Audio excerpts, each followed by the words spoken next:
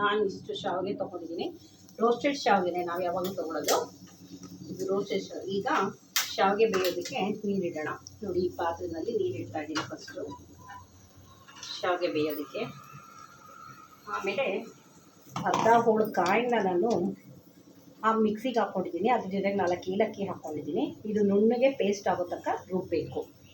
ಎಣ್ಣೆ ಕಾಯ್ತಾ ಇರಲಿ, ಇನ್ನೊಂದು ಸ್ವಲ್ಪ ಇದು ನೀರು ಕಾಯ್ತಾ ಇರಲಿ. ಕಾಯಿ ಇನ್ನೊಂದು ಸ್ವಲ್ಪ ನುಣ್ಣಗಾಗಬೇಕು, ಅಷ್ಟು ರುಬ್ಕೊಂಬರ್ತೀನಿ ಇದನ್ನು.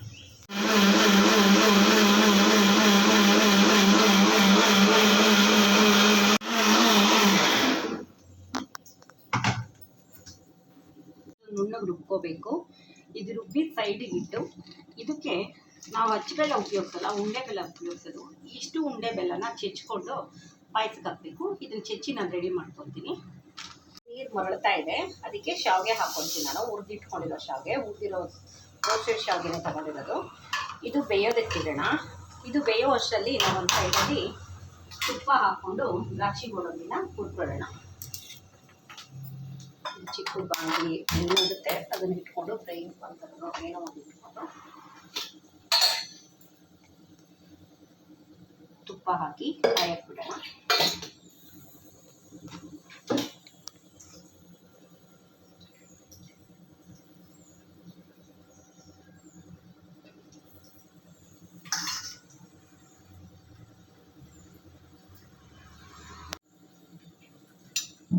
ನಂತರ ಕಾದಿದೆ ತುಪ್ಪ,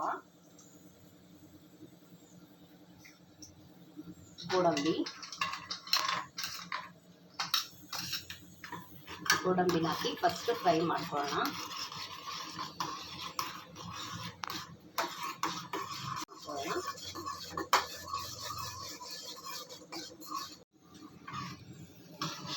ಆನಂತರ ದ್ರಾಕ್ಷಿ ಹಾಕೊಳ್ಳೋಣ.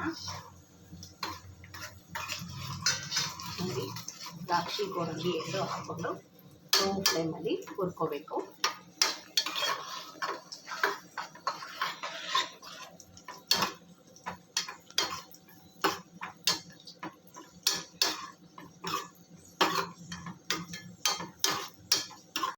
ಗೋಲ್ಡನ್ ಕಲರ್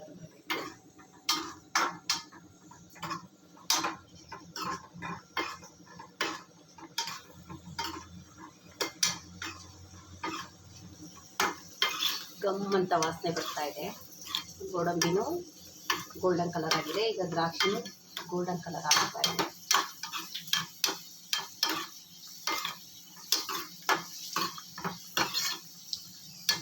ಗ್ಯಾಸನ್ನು ಆಫ್ ಮಾಡಿ ಇದನ್ನ ಕೆಳಗಿಳಿಸೋಣ.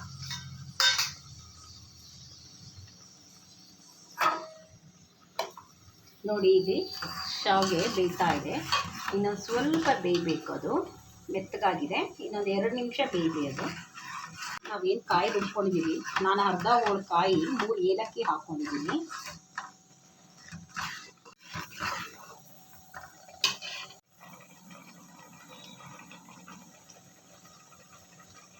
ನೋಡಿ, ಇದು ಬೆಂದಿದೆ.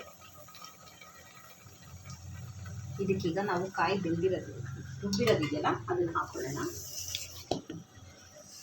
ನೋಡಿ, ಈ ಥರ ಪೇಸ್ಟ್ ಮಾಡ್ಕೋಬೇಕು ತೆಂಗಿನಕಾಯಿನ.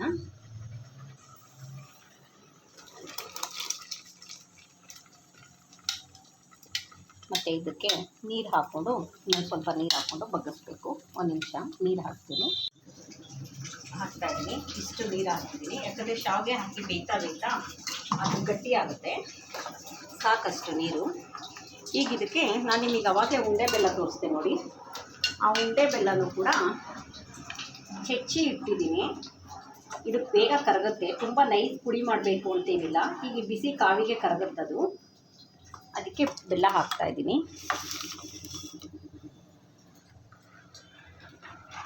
ಸ್ವಲ್ಪ ನೀರು ಸೇರಿಸ್ಬೇಕು. ಇನ್ನು ಸ್ವಲ್ಪ ನೀರು ಸೇರಿಸ್ತೀನಿ. ಅದನ್ನು ಸ್ವಲ್ಪ ಕುದಿಬೇಕಲ್ಲ.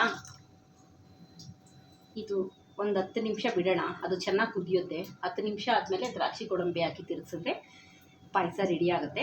ಒಂದು 10 ನಿಮಿಷ ಹಾಗೆ ಬಿಡೋಣ. ಈಗ ತುಪ್ಪದಲ್ಲಿ ಹುರಿದಿಟ್ಕೊಂಡಿರೋಂಥ ದ್ರಾಕ್ಷಿ ಗೋಡಂಬಿನ ಹಾಕ್ತಾ ಇದ್ದೀನಿ.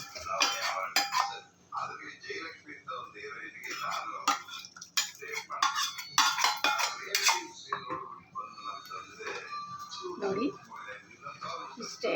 ಪಾಯಸ ಆಯಿತು. ನಾನು ಹೆಸರು ಬೇಳೆ ಹಾಕಿಲ್ಲ, ಏನೂ ಹಾಕಿಲ್ಲ. ಶಾವಿಗೆ, ಕಾಯಿ, ಏಲಕ್ಕಿ, ಬೆಲ್ಲ, ದ್ರಾಕ್ಷಿ, ಗೋಡಂಬಿ, ತುಪ್ಪ ಇಷ್ಟೇ ಉಪಯೋಗಿಸ್ಕೊಂಡಿರೋದು. ನೋಡಿ ಎಷ್ಟು ಚೆನ್ನಾಗಿ ಬಂದಿದೆ, ಗಟ್ಟಿಯಾಗಿ ಬಂದಿದೆ. ಪಾಯಸ ರೆಡಿ. ಪಾಯಸ ನೋಡಿ ಕುದೀತಾ ಇದೆ.